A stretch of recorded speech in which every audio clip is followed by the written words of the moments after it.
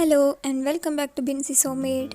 അപ്പോൾ ഇന്ന് നമ്മൾ വളരെ ബേസിക് ആയിട്ടുള്ള വാനില ഫ്ലേവേർഡ് സ്പോഞ്ച് കേക്കാണ് തയ്യാറാക്കുന്നത്. അതും നമ്മളിന്ന് കുക്കറിലാണ് ഇത് ഉണ്ടാക്കാൻ പോകുന്നത്. അപ്പോൾ ഒരുപാട് പേർക്കൊക്കെ ഓവൻ ഇല്ലാത്തതുകൊണ്ട് കേക്ക് ഉണ്ടാക്കാൻ പറ്റുന്നില്ല എന്നുള്ളൊരു പരാതി ഉണ്ടായിരുന്നു.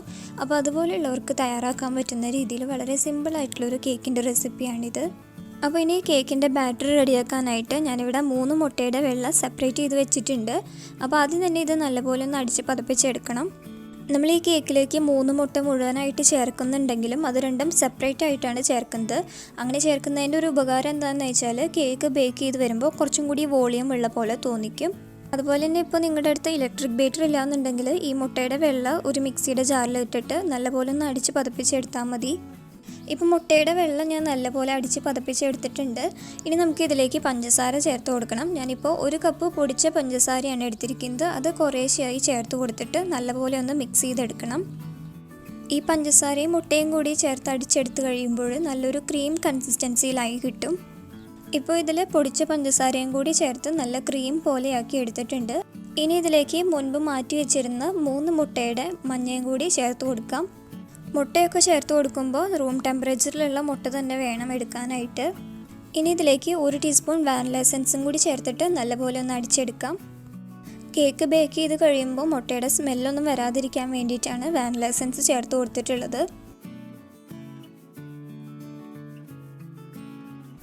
എല്ലാം കൂടി നല്ലപോലെ ഒന്ന് അടിച്ചെടുത്തതിന് ശേഷം ഇനി ഇതിലേക്ക് 1/4 കപ്പ് ഓയിലും കൂടി ചേർത്ത് കൊടുക്കണം.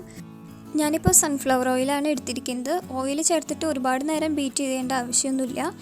ഈ ബാറ്ററിൽ നല്ലപോലെ ഒന്ന് മിക്സ് ചെയ്ത് കിട്ടിയാൽ മതി. ഇനി ഇതിലേക്കുള്ള ഡ്രൈ ഇൻഗ്രീഡിയൻസ് റെഡിയാക്കി എടുക്കാം. അപ്പോൾ അതിന് വേണ്ടിയിട്ട് ഞാനിവിടെ 1 കപ്പ് മൈദ എടുത്തിട്ടുണ്ട്. 250 ഗ്രാം മൈദയാണ് അളന്നെടുത്തിട്ടുള്ളത്. ഇനി ഇതിലേക്ക് 1/2 ടീസ്പൂൺ ബേക്കിംഗ് സോഡയും 1 ടീസ്പൂൺ ബേക്കിംഗ് പൗഡറുമാണ് ചേർത്ത് കൊടുക്കേണ്ടത്. ഇത് നല്ലപോലെ ഒന്ന് മിക്സ് ചെയ്തെടുത്തതിന് ശേഷം ഒരു അരിപ്പയിലൂടെ അരിച്ചെടുത്ത് കേക്കിൻ്റെ വെറ്റ് ഇൻഗ്രീഡിയൻസിലേക്ക് ചേർത്ത് കൊടുക്കാം. വേണമെന്നുണ്ടെങ്കിൽ ഒരു 2-3 തവണയൊക്കെ ഒന്ന് അരിച്ചെടുത്തിട്ട് ഇതിലേക്ക് ചേർത്ത് കൊടുത്താൽ മതി. ഇനി നമുക്ക് ബീറ്ററിൻ്റെ ആവശ്യമൊന്നുമില്ല. ഇതുപോലെ ഒരു സ്പാച്ചുല വെച്ചിട്ട് നല്ലപോലെ ഒന്ന് മിക്സ് ചെയ്തെടുത്താൽ മതി. അതുപോലെ കേക്കിൻ്റെ ബാറ്ററൊക്കെ റെഡിയാക്കുന്ന സമയത്ത് ഒരുപാട് ബലം കൊടുത്ത് ഇളക്കാതെ പതുക്കെ പതുക്കെ ഫോൾഡ് ചെയ്തെടുക്കുകയാണ് വേണ്ടത്. ഈ ബാറ്റർ ഒരുവിധം നല്ലപോലെ മിക്സ് ചെയ്തെടുത്തതിന് ശേഷം ഇതിലേക്ക് കുറച്ച് പാലും കൂടി ചേർത്ത് കൊടുക്കണം. റൂം ടെമ്പറേച്ചറിലുള്ള പാലാണ് ഇപ്പോൾ ഒഴിച്ചു കൊടുക്കുന്നത്. എല്ലാം കൂടി ഒരുമിച്ച് ഒഴിച്ചു കൊടുക്കണ്ട. ആദ്യം 1 ടേബിൾ സ്പൂൺ ഒഴിച്ചു കൊടുത്തിട്ട് നല്ലപോലെ ഒന്ന് മിക്സ് ചെയ്തെടുത്ത് നോക്കിയിട്ട് വേണമെന്നുണ്ടെങ്കിൽ മാത്രം രണ്ടാമത് 1 ടേബിൾ സ്പൂണും കൂടി ഒഴിച്ചു കൊടുത്താൽ മതി. പാലിൻ്റെ അളവ് കൂടി കഴിഞ്ഞാൽ കേക്കിൻ്റെ ബാറ്റർ ഒരുപാട് ലൂസായി പോകും. അതുകൊണ്ട് നിങ്ങൾ കേക്കിൻ്റെ ബാറ്റർ മിക്സ് ചെയ്തെടുക്കുന്ന സമയത്ത് ആവശ്യത്തിനുള്ള പാല് മാത്രം ചേർത്ത് കൊടുത്താൽ മതി. ഇനി ഇതിലെ മധുരം ഒന്ന് ബാലൻസ് ചെയ്യാൻ വേണ്ടിയിട്ട് ഒരു 1/4 ടീസ്പൂൺ ഉപ്പും കൂടി ചേർത്ത് കൊടുക്കാം. ഇപ്പോൾ കേക്കിൻ്റെ ബാറ്റർ റെഡി ആയിട്ടുണ്ട്. ഈ ഒരു കൺസിസ്റ്റൻസിയിൽ വേണം ഇത് റെഡിയാക്കി എടുക്കാൻ. ഇനി നമുക്ക് കേക്ക് ബേക്ക് ചെയ്തെടുക്കാം. അപ്പോൾ ഞാൻ നേരത്തെ പറഞ്ഞ പോലെ കുക്കറിലാണ് നമ്മളിന്ന് കേക്ക് ഉണ്ടാക്കാൻ പോകുന്നത്.